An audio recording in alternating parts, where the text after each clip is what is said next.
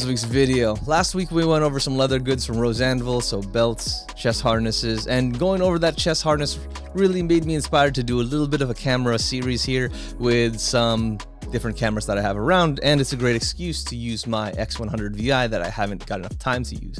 I did use it extensively in Japan, but that was mostly on auto because I got the camera like 3 or 4 days before our trip, so I didn't get to understand the drive modes, all the different, film simulations, video mode, all that sort of stuff. But I did take a lot of shots on auto, and if you want to see my thoughts on that, definitely check out my other channel, Utmost Side Quest, where we do a little bit more unpolished reviews, some gaming, cooking, all that or this other stuff that isn't like quality reviews like we do here, but everything else that we need to look over or that I might not be a professional in.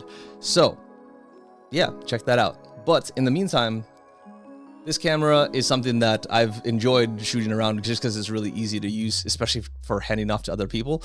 But there's some limitations because you can't change the lenses around. So I do want to go over some of the options that you do have because, you have a fixed lens, but you have some options to get a little bit further or a little bit closer. So this week, we're going to go over the wide angle. So if it zooms, this is a 19mm, which would make it an equivalent to a 28mm on full frame. And it's as easy as just screwing it on. I'll show you guys some close-ups of how that works and how it extends the sort of form factor, but it's as easy as screwing it on. Obviously there's some some filter considerations with it, but overall it's a really good way to get a little bit more flexibility out of your camera, especially if you're shooting right in front of your face, or you just need a little bit more landscape in there. So let's get some close-ups of this and we can talk about this lens more in depth. You'll notice that the front cap carries the Fujifilm branding, which can be a bit confusing since the lens barrel is etched on it with Fujinon. Essentially, Fujinon is a specific brand of Fujifilm's high-end optical glass. While the company is Fujifilm, the optics are Fujinon, a name with a long history in cinema and broadcast lenses. The build quality is immediately apparent. This isn't a plastic add-on, it's a solid piece of hardware with a made-in-Japan pedigree. The silver finish is specifically engineered to match the X100vi's top plate, and texture feels identical to the camera body itself. Looking at the glass, we see this Super EBC designation.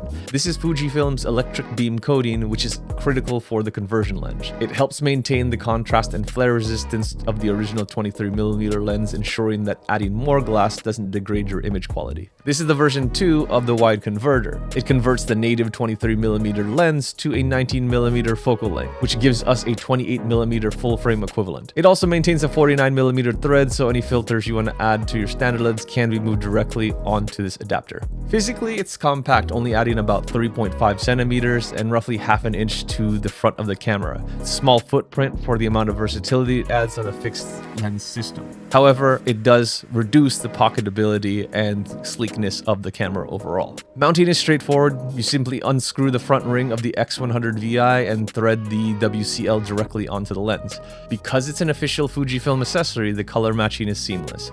It doesn't look like it's an attachment, it looks like it's natively part of the camera silhouette. It shifts the center of gravity slightly forward, but it still fits comfortably in a single hand grip, maintaining that carry everywhere ethos that the X100 series is known for. One of the best technical features is that it doesn't sacrifice your close focusing capabilities. Whether you're at native 35mm or using the 28mm conversion, the minimum focus distance remains quite impressive and allows detailed close-ups with a much wider environmental context. You won't lose out on minimum focus distance, you'll still get that 10cm distance. The version 2 is special because it contains a small integral magnet that applies changes based on what is on the lens. So if you change the lens mid-operation, it will end the recording and change the metadata accordingly. As we move to field of view comparisons, you can see the difference here in these stills. The 35mm is great for subjects, but the 28mm pulls in the surroundings, bringing the laptop and the door frame in the story that wasn't there before. Similarly, looking at the dining room table, the 28mm FOV, we go from just seeing part of the lantern to just the end of the table to more of the flow of the curtains and the end of those curtains, as well as the full lantern and more of the table. So it just gives you a little bit more context at pretty much the same distance. It's really good too if you wanted to have a little bit more handhold and try to shoot yourself with the camera. It just gives you some more flexibility that you normally wouldn't have with the standard lens. Finally, it's important to note that the Fujifilm does crop when you shoot it in video. So having this wide angle lens can help you regain some of that lost ground that you had. So even with the standard crop, the WCL-X100 II allows you to maintain that wide cinematic perspective that would otherwise be lost to the 35mm. All right, so now that you guys have understanding of what the lens is supposed to do, as well as how it looks on body, let's strap this up and actually use it outdoors. It's getting kind of nice in Boston, so I figure it's a good time for us to explore and get some shots in and show you guys how this camera looks, you know, out and about, rather than just in my apartment. And it also gives me an excuse to use the Roseanville harness. Samika and I met some friends in the Boston Commons for a Japanese festival, so we got to grab some bites and the craft stuff that Samika's been obsessing about. While I could have gotten away with the stock lens, having the wide-angle lens attached made shooting so much simpler, especially in tight quarters where you really can't back up. Here with the extended arm selfie, you can see how much more space I get by adding the adapter. It makes it easy to lock into a subject without having to worry about backing up to get the shot. This was key in festival conditions because there were a lot of walk-in stalls and lines, so there's not much space to move. The wide angle really helps me shoot really up close at the waist level while getting the contextual background that I want. I really didn't have to back up and wait for a gap in the crowds. I simply could just fire from my hip and get really close to objects yet get all the details in the background. Even with the video crop, this made things so much simpler to shoot. I didn't have to be as high or as far. It almost feels as if the wide angle gives you the 35mm focal length without the crop. So I could imagine people using this as a default lens for shooting video out in the wild. Shots won't feel as claustrophobic and you won't constantly be second guessing if you have enough space. Creatively, this opens up a lot of flexibility and ease when shooting videos. As for function and output, photos keep the same sharpness and colors with the WCL-X100 adapter. This lens is designed to be optically transparent and maintain sharpness edge to edge. There should be no image degradation or alteration while using the adapter, even when shooting wide open. There is a slight vignetting, but it's only half a stop, which is easily accommodated for in post. As with any wide-angle lens, there will be some fisheye effect, but it's barely noticeable unless you're shooting intentionally to emphasize it. Most people won't notice it, but it's an easy fix in post as well. Overall, the experience shooting on an overcast day at a festival was great, and that extra focal length flexibility made it stress-free and mindless. It's great not worrying about it and just snapping away. As we migrated indoors for a drink, we found our way to the last hurrah. It's an already dark bar, but has tinted windows, so there wasn't much natural light to help with the photography.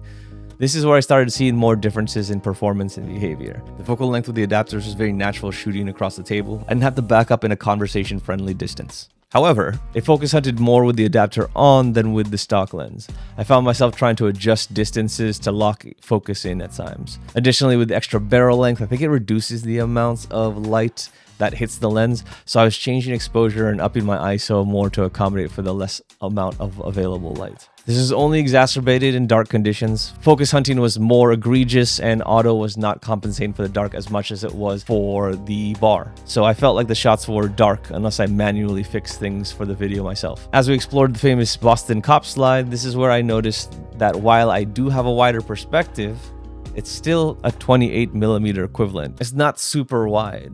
So while you can get close to images and get nice macro shots, if you ever need any sort of context or just a little bit more breathing room so people can see what's going on and how you're moving, it won't do the job. It really can't do those super tight quarters like a GoPro without missing a lot of context there. As mentioned before, focus hunting was kind of insane at night. If I was too far from a light source, it would hunt for a very long time. This is also the same for anywhere where I was far away from a light source. By that light source, it would still struggle to pull focus. That is faster than I expected. That's faster than I expected. I think you had the jacket for it, that's why. I was like, of course I can recommend the WCL adapter because I'm guessing you own an X100 series already, so the lens basically encompasses all the reasons why you bought this camera in the first place, you know? Very convenient, lightweight, can fit into different spots, can allow you to be creative, you can be a little bit more casual with it and shoot it anywhere without being too serious. I mean, adding that extra length just adds on to that sort of flavor because of the fact that, you know, you have more breathing room to deal with. You don't have to worry too much about being in too tight. Especially with video, it compensates for that video crop and also just gives you more perspective for any stabilization that you do in post. I mean, the lens itself is pretty much a replica of the lens that you're using, so there's no like crazy aberrations in bright daylight times. There's no vignetting or crazy distortion, because it's just an optically transparent lens that will replicate whatever Fujifilm intended. So you're not getting any crazy effects that you're going to be having to fix in post. It also matches the body really quick and acts natively with the whole camera. So like it's pretty much seamless outside just a little bit more length and maybe some vignetting, which is easy to accommodate for. So overall, it's just something anybody with an X100 series should have for creative flexibility. But yeah, they're not too expensive either. They're not like thousands of dollars. I'm pretty sure they're like a couple $100, and it just adds so much more to the kit that you have with your X100. So pick it up. I'll put a link in the description. And again, if you guys have any questions about this and I can do an add-on to it, like I always shoot short for people's comments that want me to try something, or you want to try a different mode or shoot this lens with a certain subject, I'm down. Just put it in the comments. But in the meantime, if you could, please like, comment, subscribe, do all the things you normally do on a video that you'd like and love. And as always, appreciate you. See you next time.